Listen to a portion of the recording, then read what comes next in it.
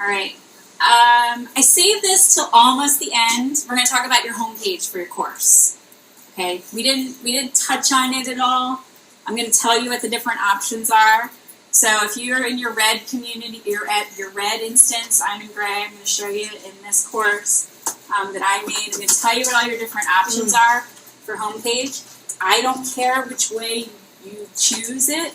I will tell you in K-12, they all want it to look like this with pictures, and they want to know how to make it look pretty.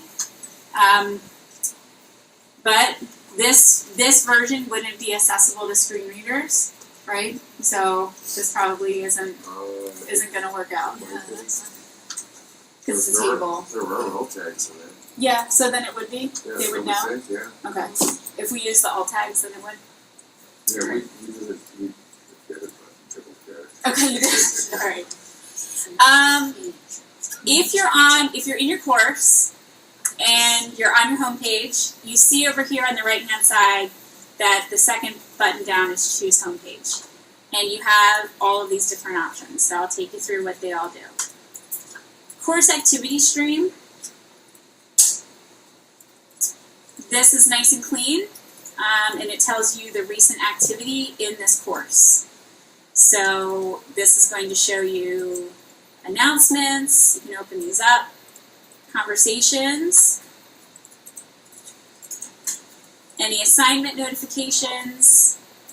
And discussions. So really this is just, basic information about what's going on in this course. A lot of higher ed, they really like this look because it's nice and clean and simple. That's one of your options. I'm going to skip the second one. We'll come back to that. The third one is course modules. Right, so we've put a lot of stake in saying, this is the way we're going to set these courses up. If you have this set, when your students come into your course, this is where they're going to land. So they will land on your modules page. So if you've got everything in modules, and you know that's how you want to have your students move through your course, then this would be a great option for you. Students are still going to be able to access things like announcements, right? Because that's always going to be over here. If we have that in our flow of our course, that's still accessible to them. So that's one of your other options, modules. This one is just an assignments list.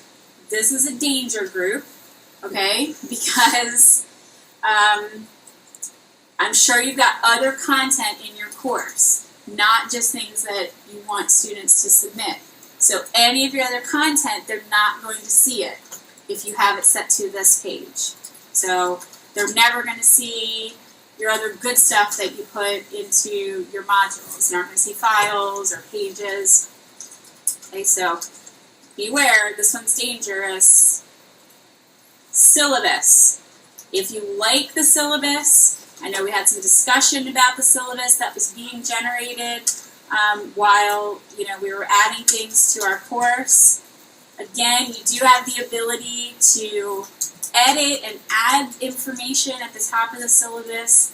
The nice part about this syllabus, remember, is it's going to give you all of the things. Again, this is just going to be things the students have to submit. So that's another little danger piece of if you have it set to syllabus. Students could potentially miss the other content that you're putting into your course if you have it set to syllabus as your home page. This one that I have for the course is actually a page that I created. And I set the page to the front page of my course. These are images, so is this right here.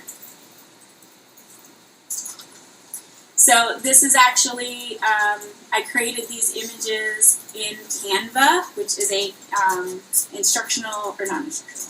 a graphic design website. So these are all images that I've brought in, and I created a table, and then I linked these images to parts of my course where I wanted you to be able to go. Priscilla asked me when she first saw my course, she was like, I'm seeing this a lot, right? You see this a lot, and she wondered if this was the preferred way. It's really up to you.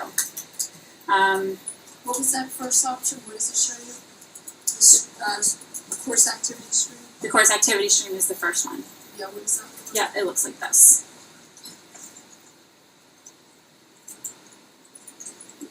Anything that's recently happened in the course. Yeah.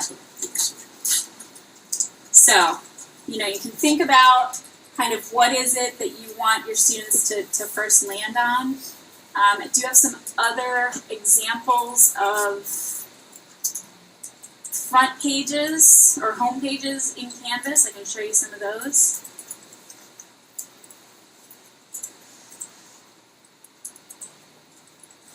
So again, this is a page, and these are all the modules in the course. So if you click on any one of those, it's going to take them into those pieces of the course. There is a whole section of the Canvas community of people who are talking about designing home pages. So I do have that link that I can share with you if that is interesting to you. I have a document that I created for how I made mine, but there are other resources that if you ask to be shared to my resources, I will share with you. I have another pretty home page. Let me show you my American history and I'll show you bio. So in biology, here's another kind of like welcome page. This is that option to have it be a page as your home page. This has some really cool graphics. And it links the students to, you know, what is going to happen in the course. Some instructors like to change theirs up a lot, so maybe every week their homepage is different.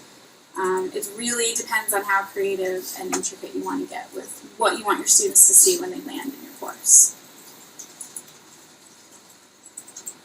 Okay. Questions about those types of